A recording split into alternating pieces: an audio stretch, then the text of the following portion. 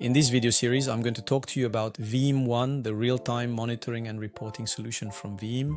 We'll focus on the most interesting capabilities and features of Veeam One when it comes to reporting. All right, let's get started. We'll begin with the Veeam Threat Center. So when you log into Veeam One, or at least when you log into the reporting module of Veeam One, you land directly on the Threat Center. You arrive at this dashboard, which is actually a consolidated view. Thank you. It consolidates the security posture of the backup environment. Let's take a closer look at the kind of information we have here, how we can really benefit from it, and how we can make use of it.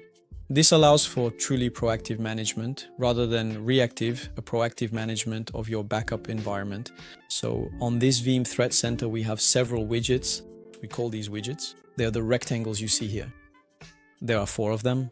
These 4 rectangles are called widgets in Veeam One's terminology. So let's start with the first one. The first widget is the data platform scorecard. So what is it? As you can see here, you actually have a score. This score allows you to assess the level of security and resilience of your infrastructure. This score is calculated from 4 indicators that we'll look at in detail. And I would say it's the average of these indicators that gives this score, which allows you to assess and measure the level of resilience and security. And the effectiveness, in any case, it lets you evaluate the effectiveness of the overall security posture of the backup environment. So what do we have? The first indicator is platform security compliance. You can see here that we have 73%. What is it? Basically, it's the number of best practices. In other words, it's a score, an indicator based on the number of best practices, configurations, and Veeam recommendations that are applied and implemented on the backup infrastructure. When you hover the mouse over it, you can see that it says there are 10 out of 37 best practices that do not comply with Veeam's recommendations, that are not in line with best practices for securing infrastructure. And that's what gives us this score of 73%. You see, to get the score here, we had 10 in red, so those are the ones that are not compliant. So there are configurations, options, settings that are not compliant, and you have 27 that are fully compliant. You have the option, we have the option to see the details by clicking here, View Full Report, which allows you to generate a report here, to create a report called Backup Security Compliance. And in this report, you will have the list of options and configurations that do not comply with the recommendations. If we take a quick look at this report, here we have a graphical representation of the items that are not compliant. And here we have the details, the list of all the recommendations, and what is okay, what is not okay, what is compliant, and what is not compliant. You do not have these notes implemented. We will come back to the reports in more detail in another series, where we will really focus on the reporting part. So let's get back to the basics. The second indicator is data recovery health. Data recovery health actually gives an indication of the health of the restore points. What is the percentage or rate of healthy restore points in the environment? What is the number, the quantity, the rate of healthy restore points that do not contain malware? In any case, restore points for which there is no suspicion, for example, of malware. So we have a score of 100%, which means that Veeam backup and replication did not identify any threats inside the restore points during the scans. No restore point has been flagged or identified as suspicious. Same principle. To get more details, click here and there. You have the report called Malware Detection, which gives you the list of scan results. Restore points to identify which restore points are healthy and which ones are somewhat suspicious and on which you might potentially need to perform further analysis. With Veeam Threat Hunter, which is the antivirus integrated into Veeam or through any other antivirus in the industry, any antivirus used in the production environment.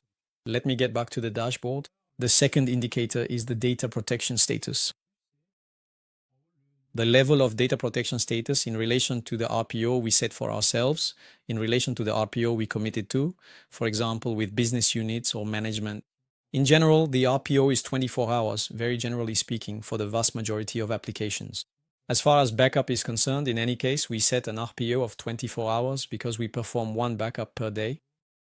But we can have much more ambitious RPOs for applications that are a bit more critical and require this RPO, and that process data for which we cannot afford too much loss. So here, data protection status, if you hover the mouse, you can see there are 15 workloads that are outside the specified RPO. So we'll see later, but the RPO needs to be specified. And Veeam will compare the date of the last backup, meaning the last retention point, to it will actually calculate the age of the retention point compared to the RPO we've defined. If, in this example, the RPO is set to 24 hours and there are no backups or the backups are older than 24 hours, then they are considered non-compliant. And that shows up in the score. So that gives you roughly a score on the quality of protection, the level of protection of the infrastructure in compliance, always in compliance with the RPO for which we've made commitments, and in relation to the SLA. To finish, the third indicator is the backup immutability status. Is the number of immutable retention points or the number of non-immutable retention points. That is to say, here we have 100%. That means 100% of the retention points are immutable because in this environment, all backups, all objects, and all backed up workloads are stored and hosted in an immutable repository with immutability enabled. So that provides a certain level of assurance. We know that 100% of the retention points are not exposed to deletion, encryption, or any kind of modification. And so it's the combination of these indicators that make up the score you see here, along with a comment here to give you a bit of an idea to know where you stand in terms of resilience. And to configure the data platform scorecard widget, integrate the RPO thresholds, and adjust this widget a bit, you need to click here at the very top where you see the 3 dots. And here you find the 4 indicators: platform security compliance, data recovery health, data protection status, and backup immutability status. In the first indicator, you define the relevant scope. So in this case, it's our server. Veeam backup and implications. Next, in data recovery health, it's the same. You define the scope specifying which backup server is involved. This is useful when you have multiple backup servers and want to filter or not, or include all environments in your data platform scorecard. And here, in data protection status, it's the same thing. The Veeam backup replication here needs to be scoped as well. The types of workloads you want to include in the score. And above all, the RPO value. So this is the value that Veeam will use to compare against the measured RPO value for the different workloads. Here, there is a discrepancy. And if the measured RPO is higher than the specified one, obviously it creates an error, or at the very least, it allows you to be alerted to the non-compliance of the RPO with the expectations and objectives defined in the protection strategy. The same principle applies to the immutability aspect. You define the scope. Here you can choose a scope based on Veeam-1's business views, which is perhaps something we'll come back to in another video. The type of workload, the types of jobs, here it's all backup jobs since we're talking about immutability. Really all types of backups and the different objects that we're going to back up. And here you can also set duration thresholds for immutability to define limits and fine-tune alerts according to the particularities or specificities of your environment. The second widget is this one, malware detection, which allows you to identify infected restore points, suspicious restore points, and restore points that are marked as being healthy and clean. This provides a graphical representation. When malware detection identifies suspicious elements, detects malware. This makes it possible to identify in a distributed infrastructure, for example, across different geographic locations, the points or areas that are the most infected. There you go, with color indicators. For example, when you have a repository, you can see the local repository and also an externalized repository, a secondary repository located in another distant geographic location. This way, using a color code, you can identify the areas, the repositories, the elements of the infrastructure, the backup servers that are potentially at risk. And here you can see that in the widget configuration, you see show most affected. Do you want to display the backup repositories most affected by malware, the most affected backup server, or is it the locations most affected by malware? So it's a widget that's interesting for distributed infrastructures. When you have a backup server, you have proxies on remote sites, you have local repositories, remote repositories. This allows you to have a visualization, a map that lets you quickly identify the infected areas and the healthy areas. Next, what do we have in the third widget? RPO anomalies. What we have here is the list of workloads for which there is an RPO anomaly. So what is an RPO anomaly? It's simply, if you look here, these are all the workloads that have retention points exceeding the RPOs here. So, to put it simply, if the last backup is more than 24 hours old, it will be flagged as an anomaly.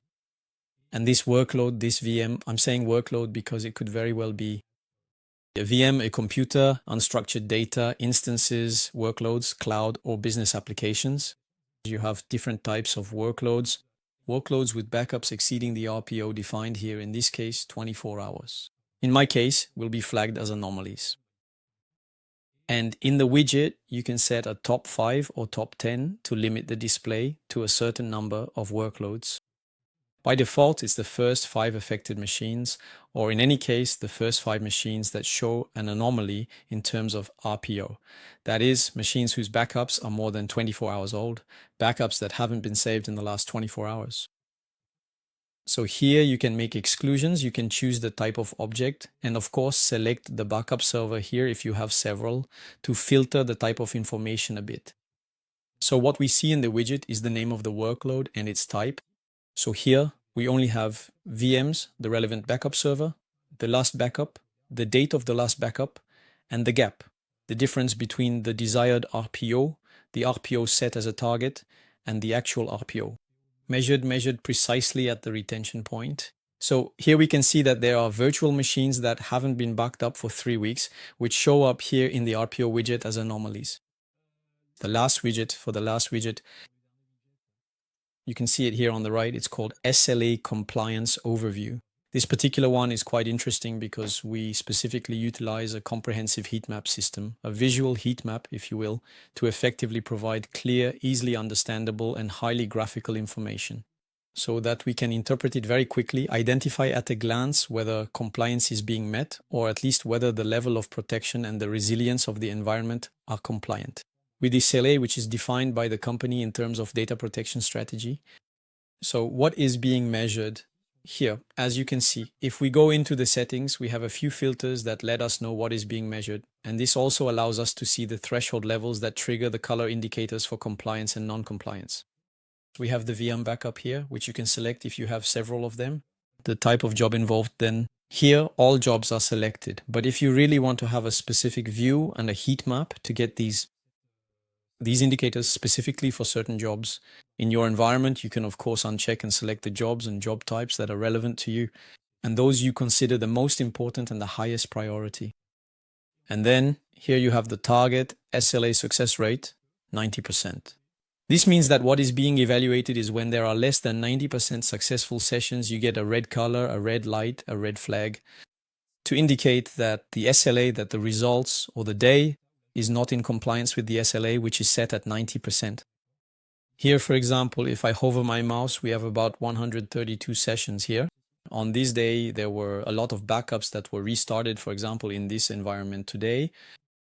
We have 42 successful sessions and 90 failed sessions, which makes a total of 31.82% successful sessions. And so, since we are currently below the 90% SLA, we therefore have a prominent red flag here, clearly indicating that full compliance is not ensured for the entire day.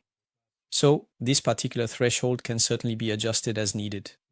You can set a less ambitious threshold perhaps to have this heat map that allows you to identify at a glance, to generally know the health status of your data protection strategy and to see whether or not you are in compliance with the SLAs in terms of RPO, RTO, backup failures and successes. Well, there you have it. That was Veeam Threat Center. In the next part, I suggest we talk about the dashboard, discuss the job calendar, talk about reports, and cover this management aspect. The alarms that are integrated into the reporting module will also be discussed in the next part of the series. See you